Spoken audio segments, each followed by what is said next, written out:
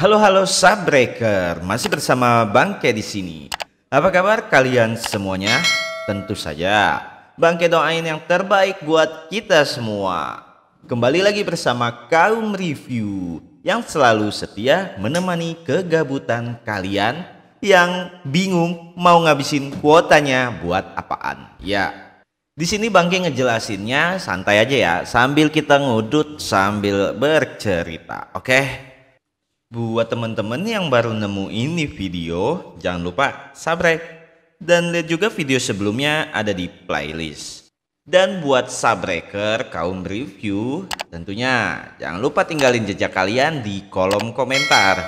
Ya, cuman cara itu buat channel kaum review berkembang. Oke, nggak usah basa-basi lagi, langsung aja kita ke alur cerita Master Kultivasi Supranatural Part 5. Sebelumnya kita diperlihatkan di mana kedatangan Bos Yao menemui Master Xi, yang di situ juga terdapat Master Hu. Master Hu dengan kesan pertamanya terlihat meremehkan Master Xi. Dia berpendapat bahwa masalah yang ada bukan pada diri Bos Yao. Merasa diremehkan, Master Xi pun bertanya kepada Master Hu, langkah dan cara apa yang terbaik untuk mengatasi masalahnya. Karena Master Xi punya pandangan sendiri, ya tanpa basa-basi Master Xi pun menyuruh Tuan Li memakai kertas jimat penerawang. Di saat itu juga Tuan Li menggunakan kertas jimatnya, dan nampak wujud Bos Yao dipenuhi dengan roh kutukan berwarna hitam. Master Xi mengatakan, meskipun roh jahatnya masih ada, itu tidak akan menyebabkan bahaya untuk sementara ini. Tapi Feng Shui yang dibaca oleh Master Xi menunjukkan bahwa keberuntungan dan kejayaan Bos Yao akan menghilang seluruhnya. Terlihat muka aura Bos Yao membeku, dan Tuan Li terlihat juga panik. Tuan Li bergumam di dalam hatinya bahwa ia belum pernah menceritakan apapun tentang bisnis kepada Master Xi. Tidak perlu bagimu untuk menceritakan padaku, tapi ekspresimu sudah membuat semuanya jelas, ucap Master Xi kepada Bos Yao. Master Hu pun sepakat akan pendapat dari Master Xi. Jadi Subbreaker, karena Bos Yao ini udah kenal duluan sama si Master Hu, Bos Yao minta sama si Tuan Li kertas penerawang roh iblis itu dan nyuruh semuanya untuk pergi. Karena Bos Yao mau bicara hanya bertiga, antara ia, Master Xi dan juga Master Hu. Semua pun pergi, dan di dalam kafe hanya ada mereka bertiga. Ya di situ tuh Bos Yao curhat dan dia membenarkan ucapan dari Master Xi bahwa memang perusahaannya lagi kacau, ya mau bangkrut gitulah bahasanya kan. Lanjut, Master Xi menjelaskan bahwa bisnis Bos Yao yang dijalankan selama beberapa tahun ini disebabkan karena keberkahan dari leluhurnya. Tapi sekarang Bos Yao sudah dikelilingi oleh aura roh jahat, dan itu membuat para leluhurnya nggak bisa istirahat dengan tenang. Melihat kepercayaan Bos Yao dan pengetahuan Master Xi tentang isi masalah dan kehidupan Bos Yao, Master Hu pun merasa cemburu. Siapa sebenarnya orang ini? Apa dia sungguh baru pertama kali bertemu dengan Bos Yao? Gumam Master Hu di dalam hatinya. Master Xi menambahkan, jika dulu leluhur Bos Yao dikubur dengan cukup baik. Ternyata benar nih apa yang dibilang sama Master Xi. Bos Yao langsung ngejelasin semua asal usul keluarganya. Jadi di saat kakeknya Bos Yao meninggal, ada seorang Toys Master lewat di depan rumahnya kakek Bos Yao. Toys tersebut akhirnya nyaranin ayahnya Bos Yao buat bakar mayat kakeknya di Goa Feng Yu, karena hal itu berguna buat berkah keturunan mereka. Setelah ngikutin arahan, ternyata emang benar mereka dapat keberkahan dan kekayaan untuk keturunannya, yaitu Bos Yao jadi pengusaha sukses. Jadilah perusahaan Yuhai. Master Him menyela dalam pembicaraan Bos Yao. ia mengetahui sedikit kisah yang hampir sama. Menurut Master Yi, Toastmaster tersebut kemungkinan adalah elder senior di sektenya. Namun ia hanya mendapatkan cerita dari pamannya, karena dahulu Master Yi masih anak-anak. Kemungkinan yang dimaksud Bosyo Toastmaster itu adalah paman Sihi. Karena dulu paman Sihi pernah mengatakan ia pernah menemukan sebuah goa untuk pemakaman seseorang. Lanjut, Bosyo merasa penasaran akan keberadaan paman Si. Namun Master Yi menjelaskan bahwa paman Si 2 tahun yang lalu sudah meninggal. Mendengar bahwa paman Si sudah meninggal, Bosyo berduka karena ia pada awalnya tidak percaya hal supranatural. Namun semenjak kejadian yang sudah-sudah, ia baru menyadari akan kebenaran adanya dunia supranatural. Toastmaster Si tersenyum tipis. Ia memuji Pak Mansi dengan berkata, "Sepertinya dia memperoleh sedikit autentisitas pencerahan," ucap Master Si. Jadi maksud dari Master Si itu, paman Si ini nih lumayan kuat, tapi tetap kekuatan Master Si yang paling hebat. Sombong amat. Ya, lanjut. Bosyo merasa jika memang sudah dapat petunjuk ke arah yang tepat, kenapa semuanya menjadi begini? Mendengar pertanyaan Bosyo, Master Si menjelaskan, jika suatu titik tersebut bergeser, tentunya semuanya juga akan mengalami perubahan, tidak terkecuali kekayaanmu. Master Hu juga menambahkan, kalau pada umumnya perubahan kecil pola tersebut akan menyebabkan perubahan yang signifikan. Jadi pembicaraan mereka bertiga ini nambah seru nih. Di saat Master Si nanya umur Bosyo, Bosyo ini jawab 60 tahun. Habis itu yang ngejelasin Master Hu. Kata Master Hu gini, kalau di umur 60 tahun itu batasan untuk jiazi. Jadi kalau keturunan Bosyo udah mencapai 60 tahun, mereka bakal berubah jadi lebih rendah. Rendah apanya nih? Dari rezekinya sampai daya tahan tubuhnya menurun. Buat informasi aja, kalau jiazi ini maksudnya adalah kombinasi dari air, langit, bumi, simbolis dari elemen-elemen klasik gitu. Mimin juga sebenarnya nggak paham sih, tapi ya udahlah lanjut.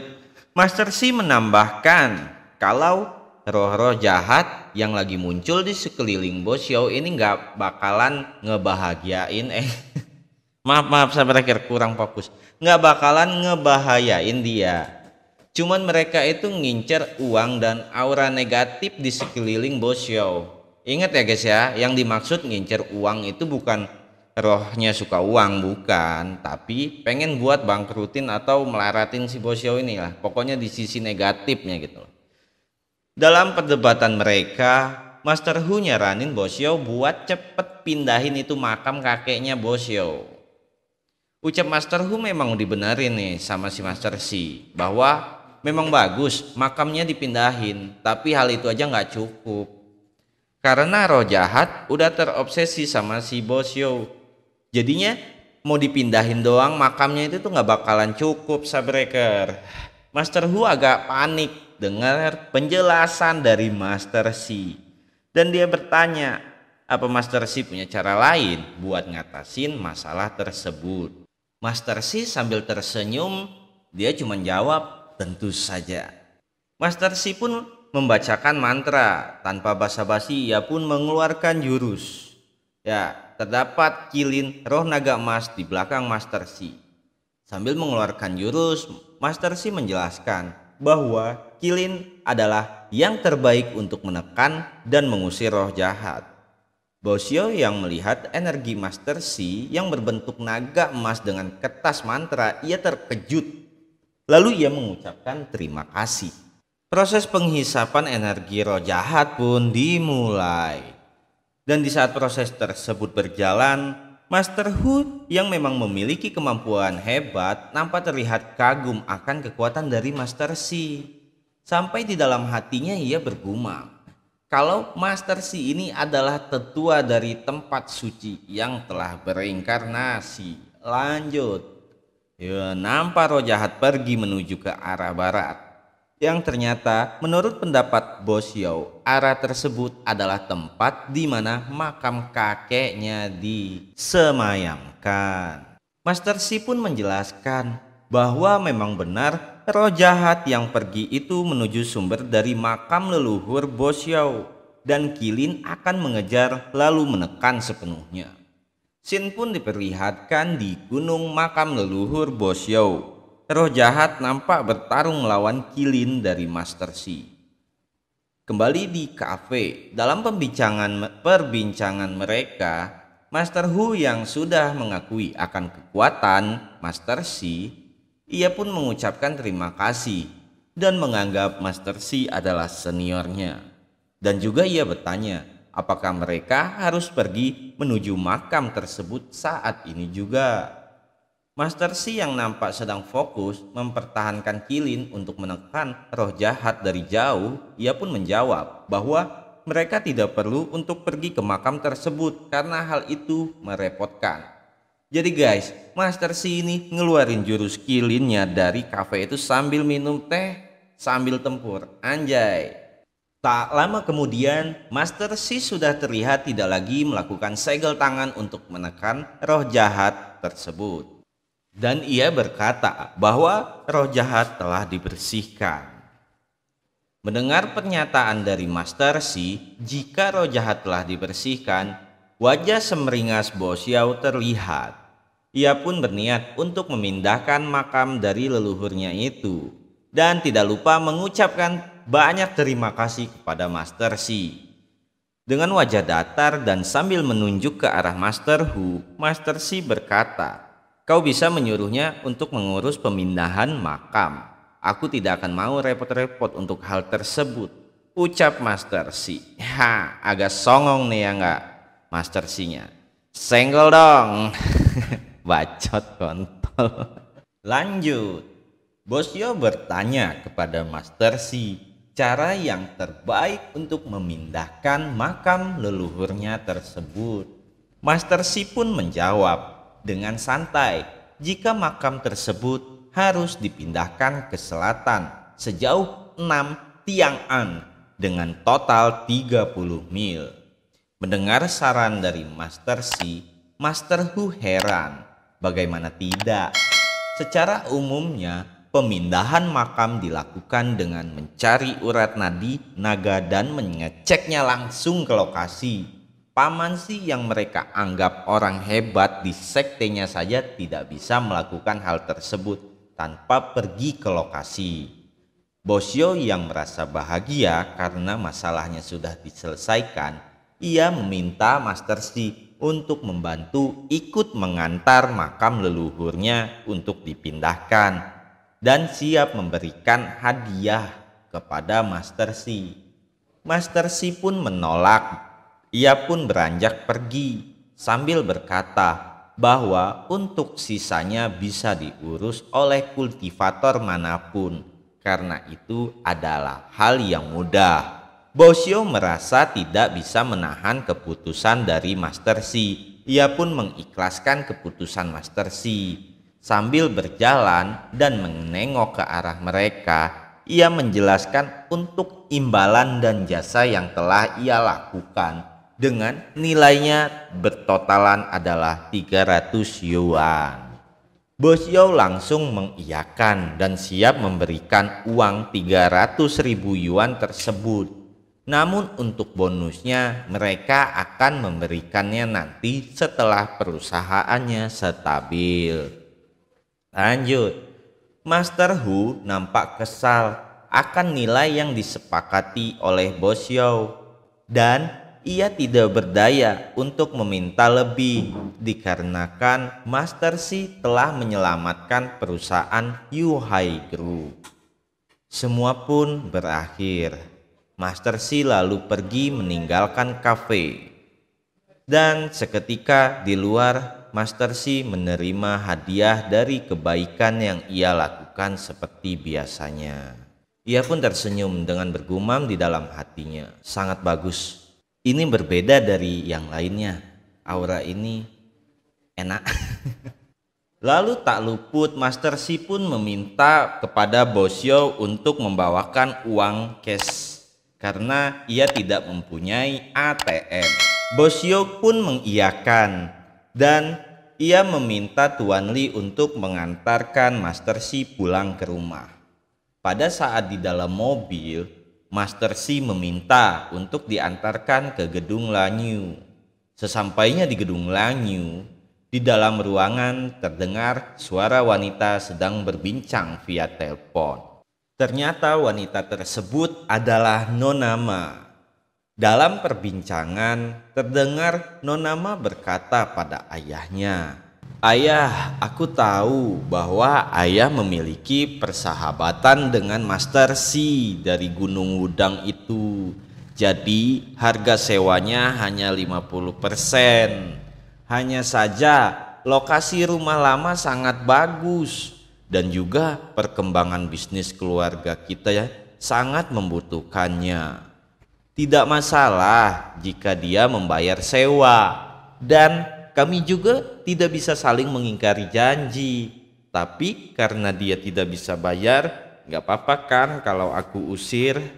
Dan aku berniat memindahkannya ke tempat yang gratis di villa di distrik barat," ucap Nona Ma sambil mengeluh kepada ayahnya. Namun ayahnya tanpa menjawab apapun mematikan telepon Nona Ma. Nona Ma mengeluhkan ayahnya yang belakangan ini semakin percaya akan tahayul. Telepon pun kembali berdering. Ia pun mengangkat. Dan ternyata yang menelpon adalah pengusaha yang bernama Tuan Pang. Nona Ma meminta maaf kepada Tuan Pang karena ia tidak ada rencana untuk menjual sumsum darah ikan yin yang.